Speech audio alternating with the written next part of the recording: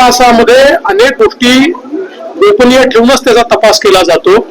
त्यामुळे मला असं वाटतं की आता कुठल्याही प्रकारे तपास यंत्रणांवर दबाव न आणता त्यांना काम करू दिलं पाहिजे. मी एवढं निश्चितपणे आश्वस्त करतो की कुठल्याही परिस्थितीमध्ये कुठल्याही दोषी व्यक्तीला सोडलं जाणार नाही. तपास यंत्रणा योग्य प्रकारे काम करतील.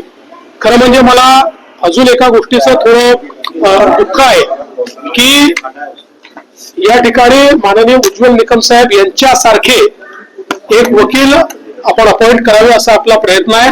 त्यांना आम्ही विनंती देखील केलेली आहे. पण मला विश्वास आहे ते सकारात्मक निर्णय घेतील. पण त्यांनी मला बोलताना सांगितलं की विनाकारण मला नेमल्यानंतर काही लोक राजकारण करतात आणि त्याला राजकीय रंग देतात, हे मला योग्य वाटत नाही.